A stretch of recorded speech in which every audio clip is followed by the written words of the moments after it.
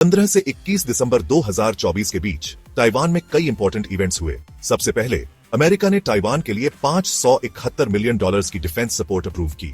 President Joe Biden ने Taiwan के लिए $571.3 मिलियन की डिफेंस एड ऑथराइज की, जिसमें $266 मिलियन के मिलिट्री इक्विपमेंट की पॉसिबल सेल भी शामिल है।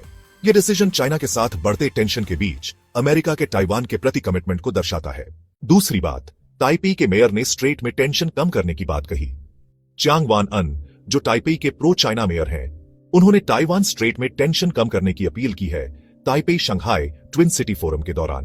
उनकी ये बातें ऐसे समय में आई हैं जब चाइना ताइवान के पास लगातार मिलिट्री एक्टिविटीज कर रहा है। तीसरी बात, ताइवान सैटेलाइट कम्युनिकेशन में पार्टनरशिप्स एक्सप्लोर कर रहा है। चाइना के किसी भी पॉसिबल अटैक के जवाब में ताइवान अमेज़न के प्रोजेक्ट क्यूपर के साथ बातचीत कर रहा है ताकि अपनी सैटेलाइट कम्युनिकेशन कैपेबिलिटीज को बेहतर बनाया जा सके। गवर्नमेंट स्ट्रॉन्ग बैकअप सिस्टम्स ढूंढ रहा है यूक्रेन में स्टारलिंक के रोल से इंस्पायर होकर।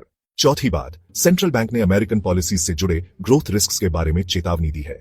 ताइवान के सेंट्रल बैंक ने 2024 के लिए इकोनॉमिक ग्रोथ फोरकास्ट को बढ़ाकर 4.25% कर दिया है, टेक्नोलॉजी एडवांसमेंट्स और एआई के ग्रोथ का हवाला देते हुए।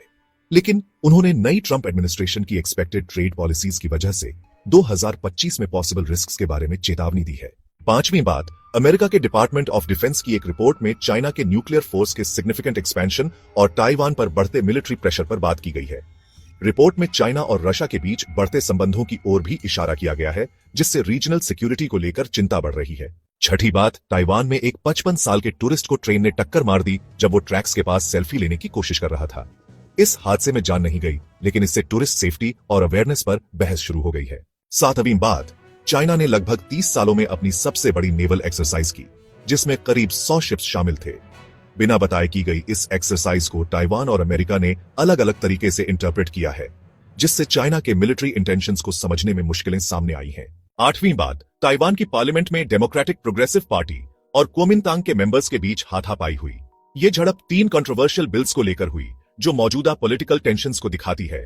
नौवीं बात, ताइचुंग में एक under construction food processing building में आग लगने से 9 लोगों की मौत हो गई। इस हादसे के बाद ताइवान में कंस्ट्रक्शन सेक्टर के सेफ्टी रूल्स की इन्वेस्टिगेशन शुरू हो गई है।